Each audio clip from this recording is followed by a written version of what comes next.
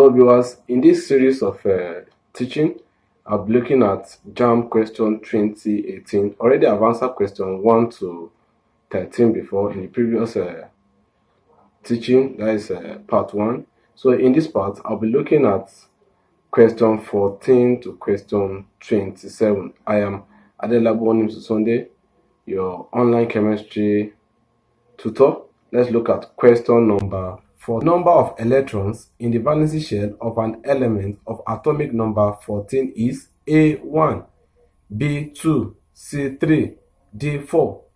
The number of electrons in the valency shell of an element of atomic number 14 is A1, B2, C3, D4. Now, looking at the question wants us to determine the number of electrons in the valency shell. And when you use a K element shell electron configuration, you discover that it's going to be 284. And the last shell there, which is the M shell, has 4 electrons. So the right answer is 4. That is option D. Or if you like, you can use a SPDF. When you use a SPDF, you discover that 1s2, it will now be 2s2, 2p6. You now have 3s2 and 3p2. And looking at the last shell there, which is shell number 3, 3s2 and 3p2. So you now add 2 plus 2 to give you 4. So the correct answer is option D, that is number 4. Now let's look at question 15. What volume of oxygen will remain after reacting 8 cm cube of hydrogen gas with 20 cm cube of oxygen gas? A 10 cm cube, B 12 cm cube, C 14 cm cube, and D 16 cm cube. What volume of oxygen will remain after reacting 18 cm cube of hydrogen gas with 20 cm cube of oxygen gas? A 10 cm cube, B 12 cm cube, C 14 cm cube, and D 16 cm cube. Now, looking at this question now, you need to at least understand where the question is coming from. You can trace this question to Gelusa's law of combining volume. And when you look at that now, meaning you need to write the equation. That is a chemical reaction that will give you oxygen plus hydrogen to give you water. Then you balance the equation. Going by that, oxygen plus hydrogen gas will give you water. That means you now have oxygen, that is O2, plus H2 to give you H2O. Now balance the equation. So when you balance, you discover that you have 2 atoms of oxygen reacting with 2 atoms of hydrogen, but you're now having what? H2O. Now the oxygen is not balanced. You have to balance the oxygen. By balancing it, you put 2 in front of water, that is H2O. It will now give you 2H2O. Now look at it very well. You discover that 1 mole of oxygen is reacting with 2 mole of hydrogen to give you 2 mole of water.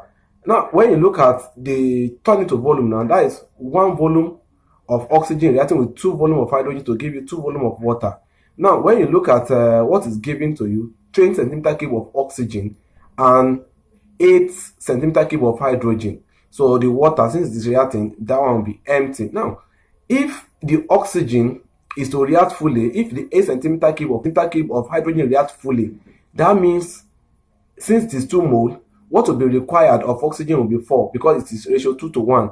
So if the 8 cm cube of hydrogen react fully, so that of oxygen that will be required will be 4 because it is 2:1. Now we are giving 20 cm cube of oxygen. Now if 20 cm cube of oxygen reacted fully as 1 mole, so what will be required of oxygen of hydrogen will be 40.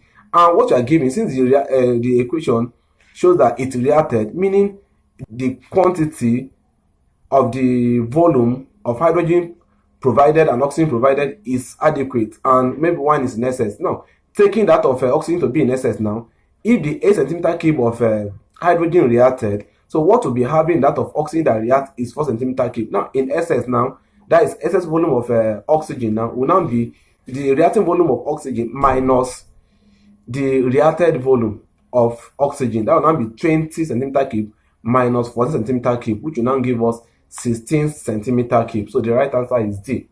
Now let's look at question number 16. If one of the following oxide is heated with hydrogen or carbon using Bunsen burner, it is not reduced to the metal. Which one is it? A, lead oxide, B. Magnesium oxide, C. Copper oxide, D. Tin oxide. If one of the following oxide is heated with hydrogen or carbon using a Bunsen burner, it is not reduced to the metal. Which one is it? A. Lead oxide, B. Magnesium oxide, C. Copper oxide, D. Tin oxide. Now, looking at this question, there are two approaches to this. Either you look at it from the perspective of electrochemical series, or you look at it at the metal's affinity to oxygen. Now, looking at it from the perspective of the affinity of the metal to oxygen, lead, magnesium, copper, and tin. So magnesium has a high affinity for oxygen compared to the other oxides. So the right answer will be B.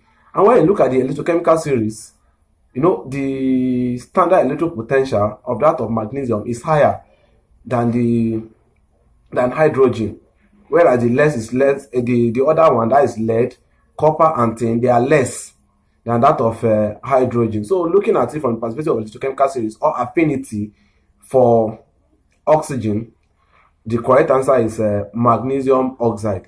Now let's look at question number 7. The name for, you can see the structure on the screen. The name for the structure, you can see it on the screen. A. 1-methylpentane, B. 3-methylbutane, C. 2-methylbutane, D. 1-dimethylpropane. So I'll repeat it again. The name for the structure, just as shown on the screen.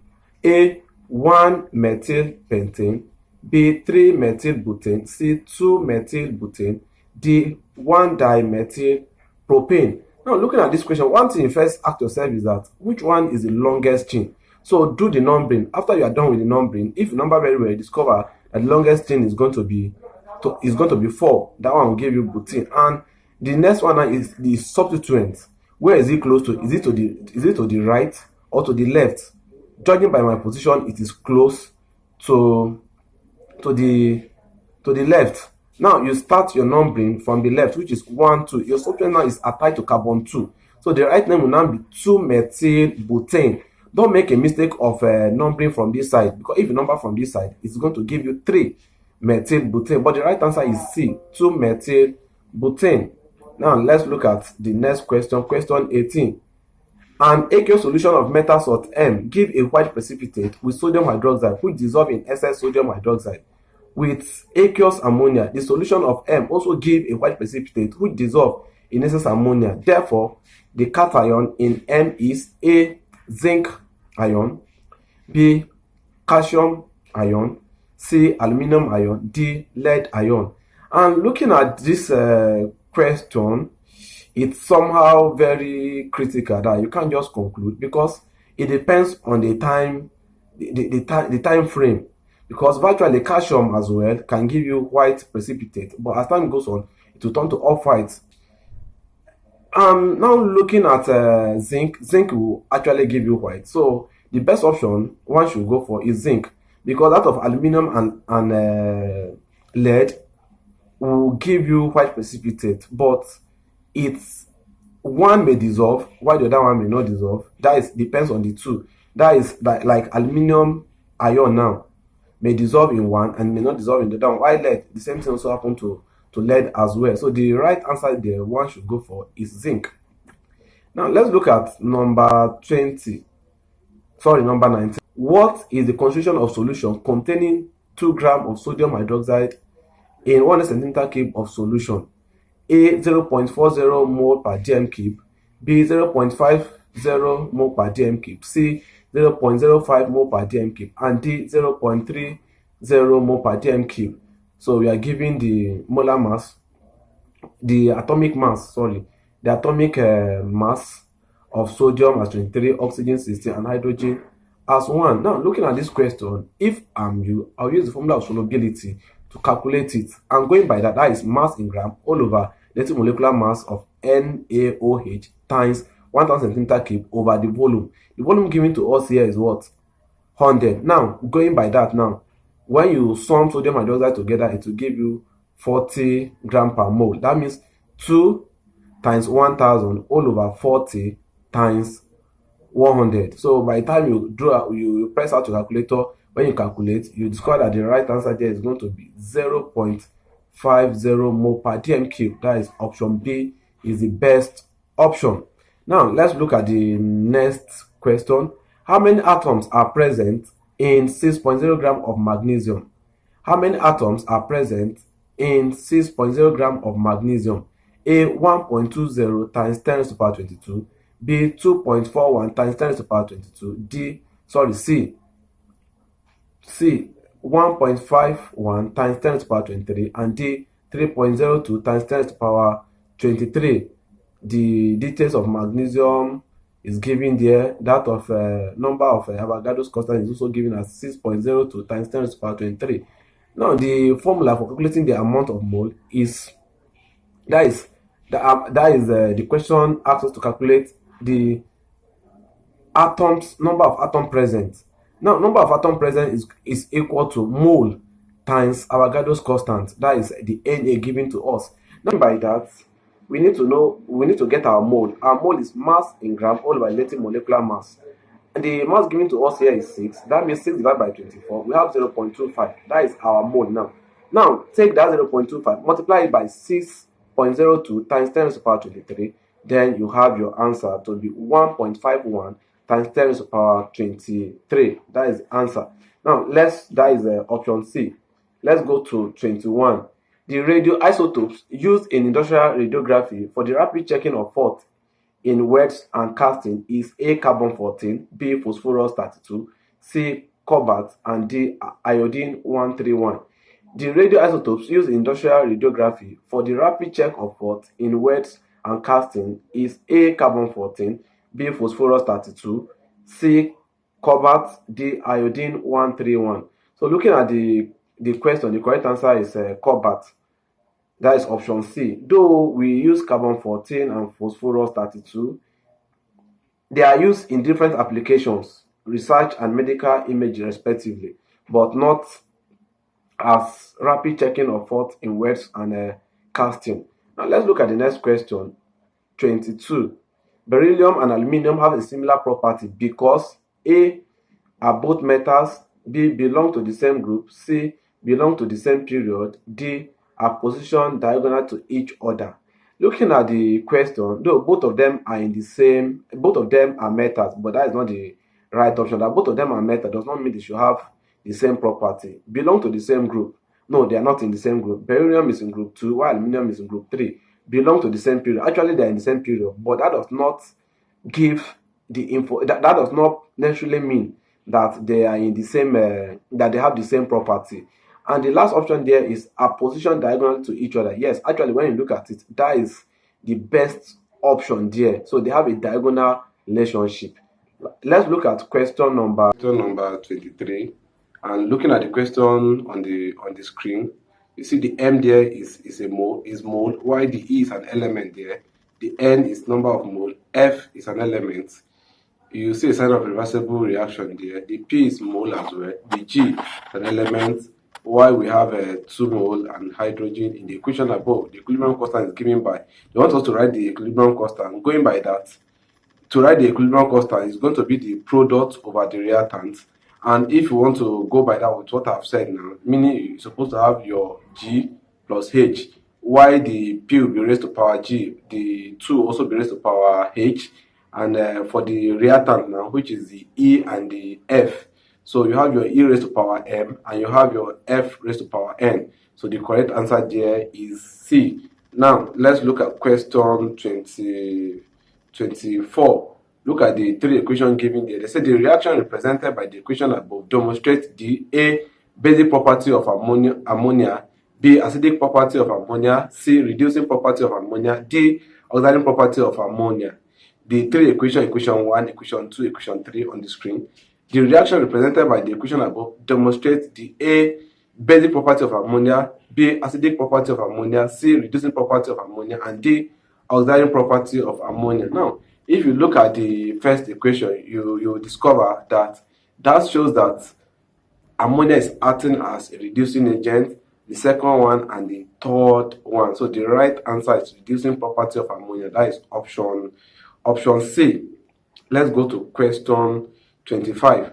The salt that reacts with dilute hydrochloric acid to produce a pungent smell gas which decolorizes acidified potassium, which decolorises acidified purple potassium tetraoxomanganate 7 solution is, you have Na2SO4, Na2SO3, and C Na2S, and option D Na2CO3. Looking at the option given to us, so there are various debate about being the answer or C being the answer. But the fact is that when you react Na2SO3 with that of hydrochloric acid, you usually have SO2 as a product, and option C as well, Na2S. When you react it with hydrochloric acid, you also have H2S as a product. Both of them will give a pungent smell. But if we are to be realistic about what we know about a compound giving a pungent smell, we give it to H2S. So rightly, I will advise you to go for option C. But I've seen many examiner or in many past questions where they go for option B. So you can do your own personal research and come with whatsoever is convenient for you. Now let's look at the next question, option 26. The refreshing and characteristic taste of soda water and other soft drink is as a result of the presence in them of A. Carbon 4 oxide, B. Carbon 2 oxide, C. Soda, and D. Glucose. The refreshing and characteristic taste of soda water and other soft drink is as a result of the presence in them of A. Carbon 4 oxide, B. Carbon 2 oxide, C. Soda, and D. Glucose. Now, looking at the option given to us, the right answer is carbon 4 oxide. Is the one that's responsible for the refreshing and the characteristic taste of soda water. When you look at carbon 2 oxide, it's a very toxic gas which is harmful to the body system. And when you look at soda, it's not a specific compound responsible for taste. It's generally common to all those beverages, so we can't go for that as an option. While glucose is just the thing that is responsible for the sweet, let me say the sweetness in soft drink. The correct answer there is A. And lastly, let's look at number 27. Which of the following are mixtures? We have 1. Petroleum, B. Rubber lactase, we have 3. Vulcanization solution, and lastly we have carbon 2 sulfide. Well, the option A 1, 2 and 3, option B 1, 2 and 4, option C 1 and 2 only, and D 1 and 4. So when you look at it, petroleum is a mixture of hydrocarbons, so it's not which of the following are mixture? Yes, petroleum is a mixture because it comprises hydrocarbon, while rubber lactase is also a mixture because it's a suspension of rubber in water. And also the vulcanized solution is also a mixture as well. But when you look at carbon 2 sulfide, it's not a mixture. So the right option is 1, 2 and 3. Thank you. See you in my next class when I'll be taking question 28 to the end. Thank you.